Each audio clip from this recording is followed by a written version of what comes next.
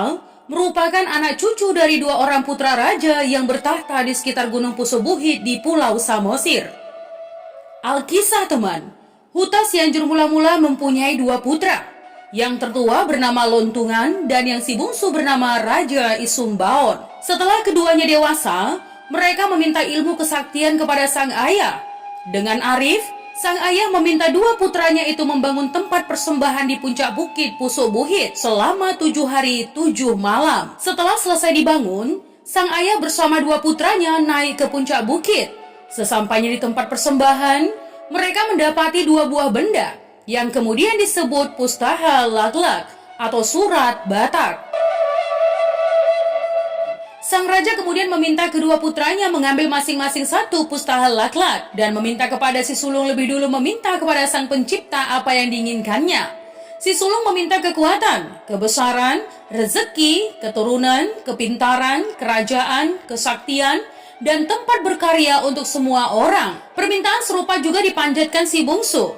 Melihat hal ini, sang raja memberikan nama baru kepada si sulung, Guru Tatea Bulan, sedangkan si bungsu tetap dengan nama Raja Isumbaon. Konon teman, Guru Tatea Bulan dengan 5 putranya, yakni Raja Geleng Gumeleng si sulung, Saribu Raja, Limbong Mulana, Sagala Raja, Silau Raja, bersama 4 putrinya, yakni si Boru Pareme, kawin ke Saribu Raja, atau Ibotona atau abang kandungnya. Bunga Haumasan kawin dengan Sumba, Ati Haumasan kawin ke Saragi, dan Nantinjo konon menjadi Pulau Malau.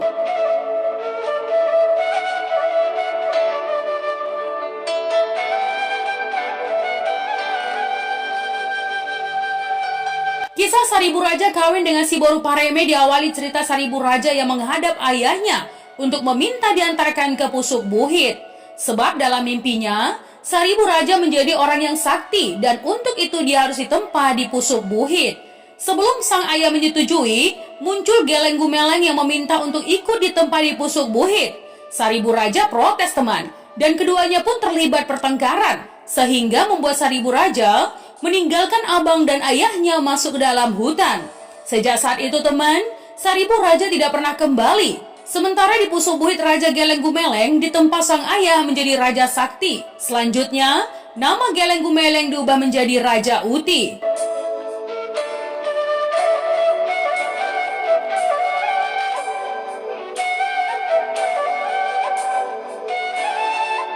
Kisah Saribu Raja memiliki anak Raja Lontung bermula ketika dalam pengembaraannya di dalam hutan, ia bertemu seorang gadis nan cantik jelita. Gadis itu tak dikenal Saribu Raja, tapi hatinya sudah suka teman. Lama bermenung diri, Saribu Raja akhirnya membuat pelet atau mistik pemikat wanita dan menaruhnya di tanah, persis di jalan yang dilewati gadis impiannya itu. Apa yang terjadi? Ya, pelet itu bukan mengenai sasaran, melainkan memikat hati si Boru Pareme, sehingga keduanya pun menjadi suami istri. Kendati dalam adat Batak, perkawinan sedara yakni abang dengan adik dianggap tabu teman. Namun kekuatan pelet Saribu Raja tak lagi mampu menyadarkan hati si Boru Pareme. Bahkan yang menjadi suaminya kelak adalah abang kandungnya sendiri. Nah teman, peristiwa ini membuat Guru Tatea Bulan murka. Saribu Raja pun benar-benar diusir. Sebelum pergi, Saribu Raja masih menyempatkan memberi sebuah cincin kepada adik yang juga istrinya. Dan berpesan, bila anaknya lahir, agar diberi nama si Raja Lontung.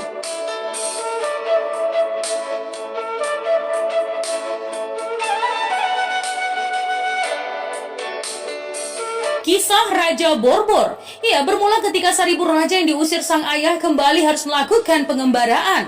Dalam perjalanannya, Saribu Raja terlibat pertempuran dengan Raja Nihoma. Bila Saribu Raja kalah, ia akan dijadikan anak tangga atau diinjak badannya ke rumah Raja Nihomang. Sebaliknya teman, bila Saribu Raja menang, anak gadis Raja Nihomang menjadi hadiahnya. Bisa ditebak teman, pertarungan itu akhirnya dimenangkan Saribu Raja.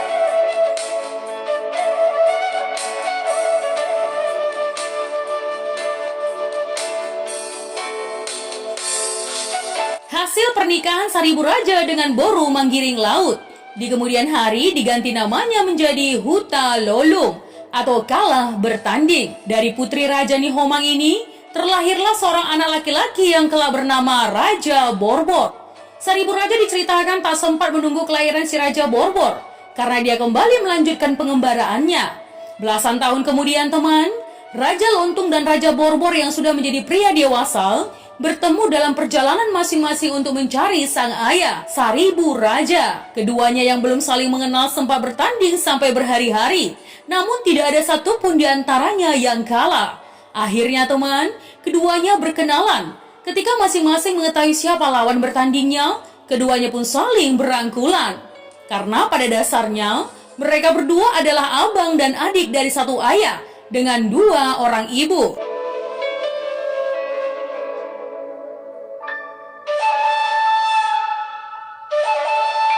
Selanjutnya teman, abang dan adik ini mencari sang ayah, Seribu Raja. Nah teman, sampai kini, kisah kesaktian Laklak, huruf-hurufnya, atau legenda Raja-Raja Batak, terus diceritakan dari mulut ke mulut, dan generasi ke generasi berikutnya.